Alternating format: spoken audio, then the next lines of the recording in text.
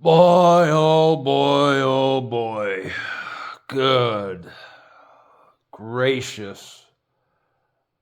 I'm at a loss for words. I don't understand how people are not putting this together. I just don't. It just shows you how absolutely selfishly stupid society is. You know, I would have thought that losing all the troops that we lost over in Iraq and Afghanistan and all of those men and women that came back from there and had all these horror stories that they would actually, wake up society. First of all, I understand why a bunch of men and women went over there and thought they were fighting the good fight, and I appreciate you guys. It's one of the reasons why I stand when the anthem's playing, to pay respect to those individuals that didn't come back from there, to pay respect to those families that lost that loved one. I appreciate you.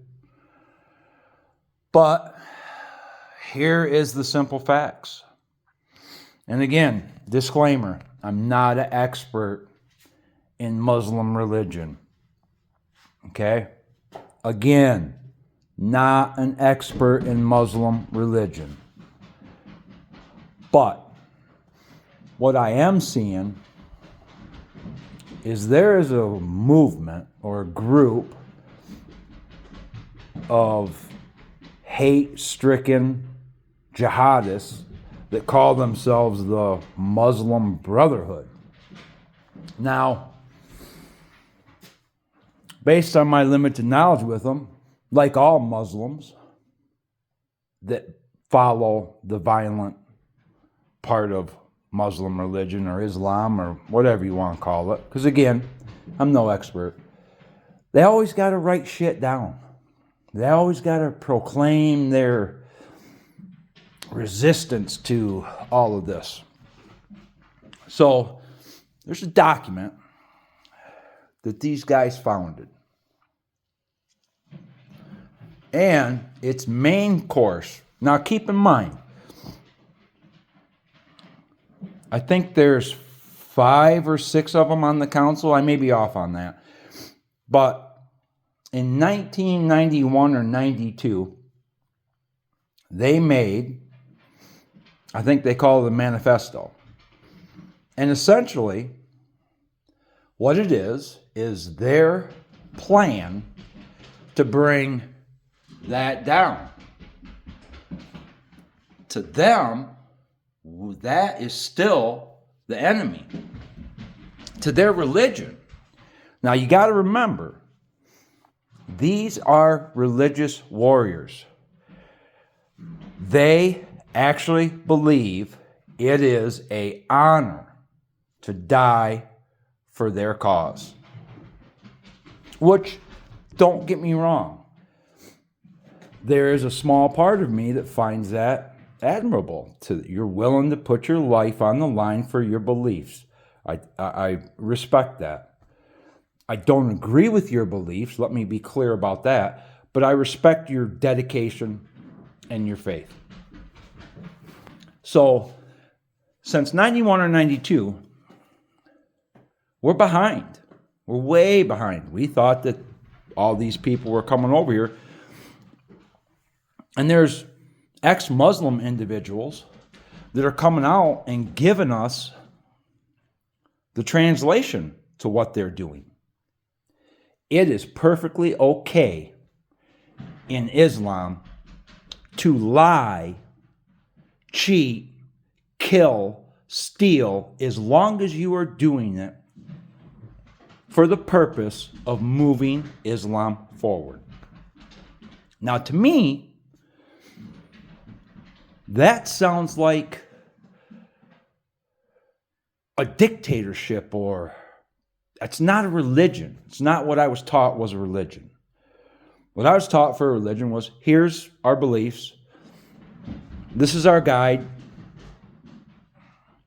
This is who died for us.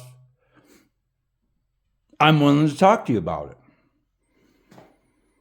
Now, nowhere in the Christian Bible, and again, I'm not an expert in that either, is there anywhere where it says, kill the people that don't believe, tax the people that don't believe. So, essentially, since 91, 92, they've brought the war to our soil. And if you look at places like Minnesota, where old Tampon Tim is opening the door for them, and old Stretch and Gretchen, Dearborn Heights, we have a problem. I hope it doesn't come to what some people are saying, that we're going to have an Afghan-type war on American soil. I really hope it don't happen. I wish that we could debate this or talk about this, but how do you talk to someone who is just insane about their beliefs and will not listen to logic or won't even entertain it? So, how do we move forward? Or is it too late? Does the Muslim culture have America by the short and curlies? And when I say that, I mean, check your local gas station. I don't know how it is in your area, but in my area, if you go to 10 gas stations, probably 5 or 6 of them are owned by Middle Eastern descent. Now, full disclosure, not all people of Middle Eastern descent believe in this radical Islam stuff. Some of them are born-again Christians or have turned their life to Christ or whatever. All I'm saying is not all Middle Eastern people are into this jihadism or whatever you want to call it. But out of those 10 gas stations, 5 or 6 are of Middle Eastern descent. So the other 4 are corporate stores. Now what that tells you is that small business is slowly going away. Now you know what that means. Freedom of choice will go away. Because if a corporation owns it all, what choice do you have? You have to buy it from them, right? Or you have to make your own, grow your own, or whatever. I don't know. I think it's about time to wake up and see what's happening. And I guess, unfortunately, it's come down to this. We're going to have to choose our sides. I don't know. Let me know what you guys think in the comments.